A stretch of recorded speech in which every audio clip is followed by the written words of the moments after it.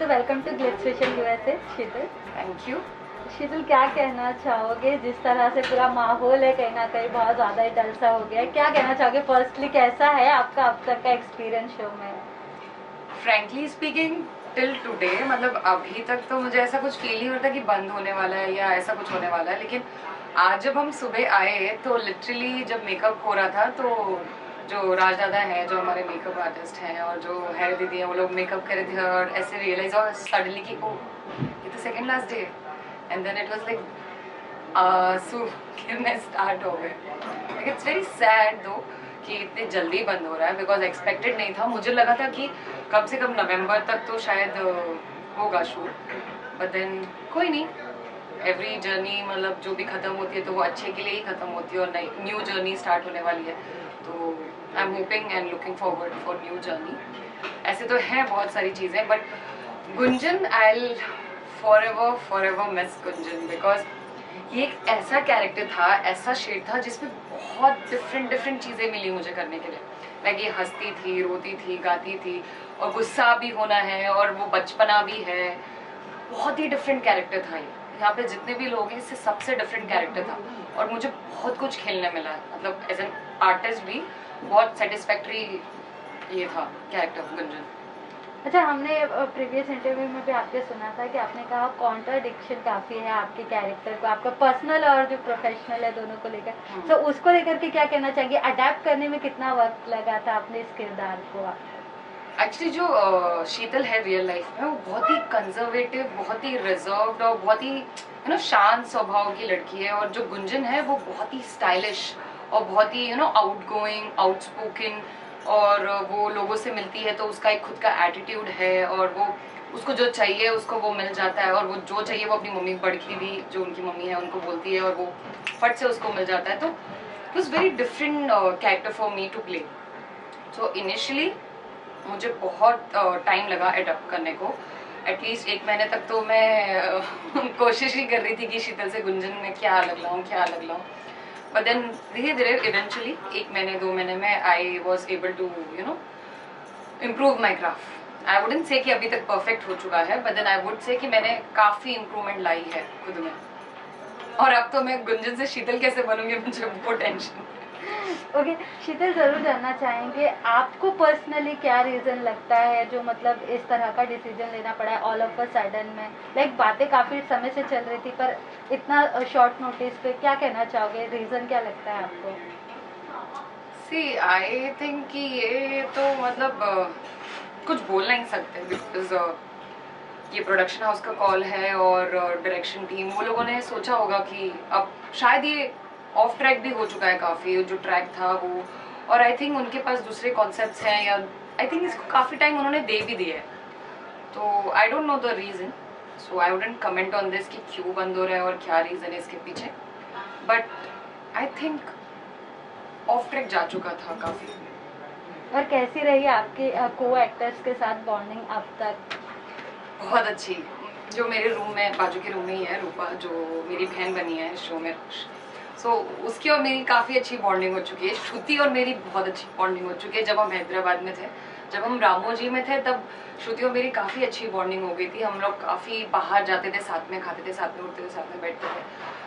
But दोनों से ही मेरी बहुत ऐसे बेस्ट फ्रेंड वाली बॉन्डिंग हो चुकी है, और काफ़ी चीज़ें एक दूसरे के बारे में हम सब जानते हैं, काफ़ी चीज़ें शेयर कर चुके हैं, फैमिली के बारे में, पर्सनल लाइफ के बारे में। सो आई मीन मिस तो होगा, ज़रूर होगा मिस। सो बट अभी भी अगर आप मुझे से पूछेंगे तो I will go emotional, so I am trying to control my self.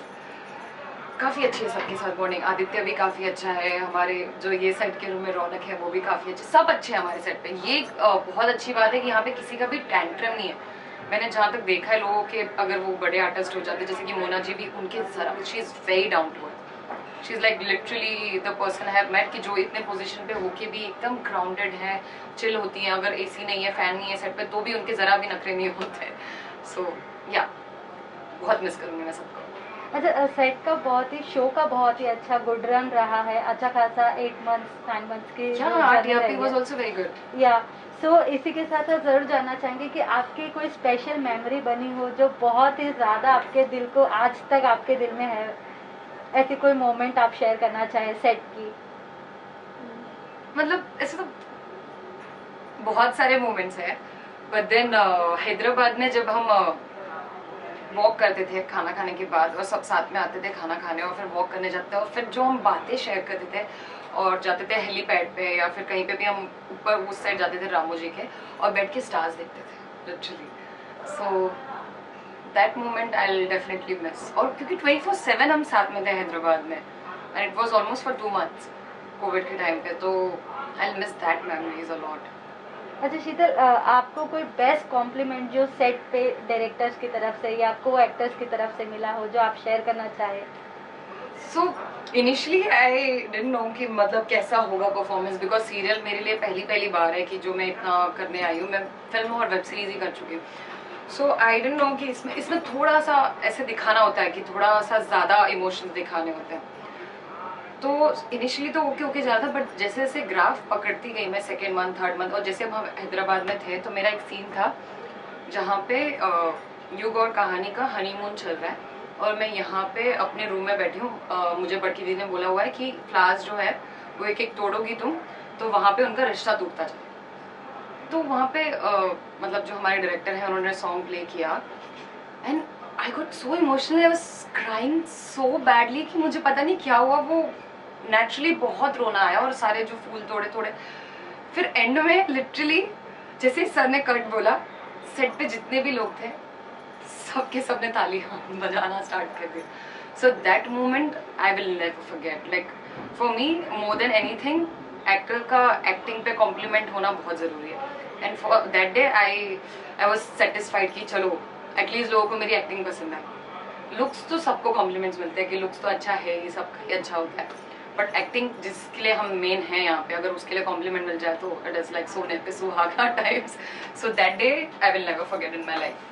सबने तालियां बजाई थी, सबने एक एक यूनिट में जितने लोग थे सबने तालियां बजाई थी. अच्छा, लेकिन शो में आपने 2 लुक ट्राई किए, लाइक साड़ी का भी लुक था आपका और फिर आपका पोस्ट मैरिज के बाद का भी लुक है. कौन सा लुक आपने सबसे ज़्यादा एंजॉय किया? सी कंफर्टेबल बोलूँ, अगर बहुत कंफर्टेबल है तो वो ड्रेसेस में मैं बहुत ज़्यादा कंफर्टेबल हूँ, बिकॉज पहन लिया इसमें ज़्यादा टाइम भी नहीं लगता रेडी होने में, फटाक से पहन लिया और चले गए सेट पे और पैकअप हुआ तो फिर भी फट से निकल गया. लेकिन जितने यहाँ पे लोग हैं उन्होंने सबने मुझे बोला कि आप साड़ी में ज़्यादा अच्छी लगती है, कि साड़ी में बहुत ही you look like a woman. Normally girls और वो बच्चे लगते हैं ऐसे ड्रेसेस में, तो बट साड़ी पहनने के बाद हर एक जो आई थिंक जितने भी वुमेन्स हैं सबके वो लुक निखर के आ जाते हैं. सो साड़ी कहीं ना कहीं मुझे भी अच्छी लग रही. जब से मैं पोस्ट मैरिज, जब मेरा अभी शादी जैसे टूट गई है गुंजन की और वो मंगलसूत्र नहीं पहन रही है तो वो बैक टू अपने नॉर्मल क्लोथ्स में आ चुकी है. सो ये पहन रहे तो मुझे ऐसा कभी कभी ऐसा महसूस होता है कि अरे साड़ी में तो बहुत अच्छा लग रहा था लुक. तो I would say sari was the good look. अच्छा, युग और कहानी के बीच में आप आए, ऐसा फैंस ने परस्यू किया था.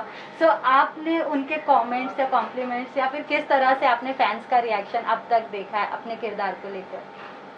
अगर मैं बोलूँ तो अभी तक थैंक गॉड कि किसी ने मुझे गालियां नहीं दी हैं इस चीज के लिए.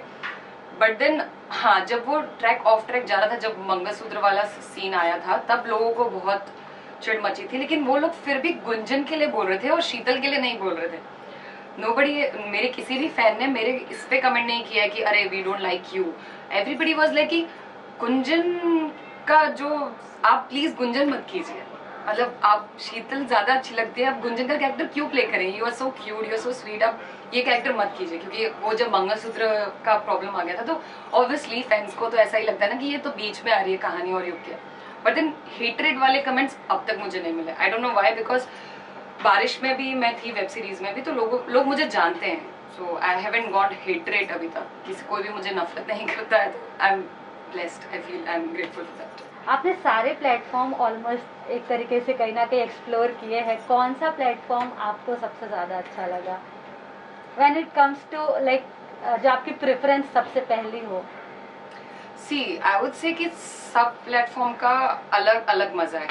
ठीक है, यहाँ पे जैसे हमें सुबह सुबह स्क्रिप्ट दी जाती है और वो प्रिपेयर करने का टाइम भी नहीं मिलता और फट से सीन दे दिया और फट से वो पूरा दिन हमें शूट करना होता है और वो दिन भी खत्म हो जाता है और पता भी नहीं चलता. और वेब सीरीज में हमें वर्कशॉप्स होते हैं, वर्कशॉप के लिए टाइम दिया जाता है, काफ़ी टाइम मिलता है और फिर हम प्रिपेयर करके उस वहाँ पे जाते हैं, फिर हमें टाइम मिला होता है तो वहाँ पे परफॉर्मेंस में गड़बड़ नहीं हो सकती। और होता है फिल्म्स मेरा फेवरेट होगा, बिकॉज जो मैंने फिल्म की थी झिंग प्रेमाची के लिए भी हमको वर्कशॉप दिया गया था, लिटरली हम 1-2 महीने तक उस चीज़ की प्रैक्टिस कर रहे थे, उस कैरेक्टर में घुसने की कोशिश कर रहे थे। सो फिल्म्स का बहुत ही अलग जर्नी होता है, बिकॉज 30 डेज 40 डेज में तुम्हें पूरा एक कैरेक्टर प्ले करना होता है, पूरा स्टार्टिंग से लेके एंड तक हंसी खुशी रोना धोना मरना जीना सब हो जाता है 40 डेज में। और सीरियल में ऐसा होता है कि वो सालों सालों चल रहा होता है। सो या फिल्म्स। अच्छा शीतल, अपने फैंस को कुछ बताना चाहेंगे, कोई आपके अपकमिंग प्रोजेक्ट्स या फिर कहाँ देख सकते हैं? सो मैं ये बोलना चाहूंगी कि अब तक जैसे आप लोगों ने मुझे इतना सारा प्यार दिया है, इतना सारा सपोर्ट सिस्टम रहे हो आप हमेशा मेरे लिए, हमेशा जो भी मैंने शो किया है, या वो वेब सीरीज हो या वो फिल्म हो या कुछ भी हो, अभी जैसे सीरियल के लिए आप लोगों ने मुझे बहुत सपोर्ट किया, तो प्लीज ऐसे ही सपोर्ट करते रहिए। सिर्फ आपका सपोर्ट चाहिए, आपका बहुत सारा प्यार चाहिए और प्लीज दुआएं मांगते रहिए कि मैं बहुत आगे तक जाऊँ। Thank you so much. Hi guys, this is Sheetal Tiwari and you're watching me on Glitz Vision USA.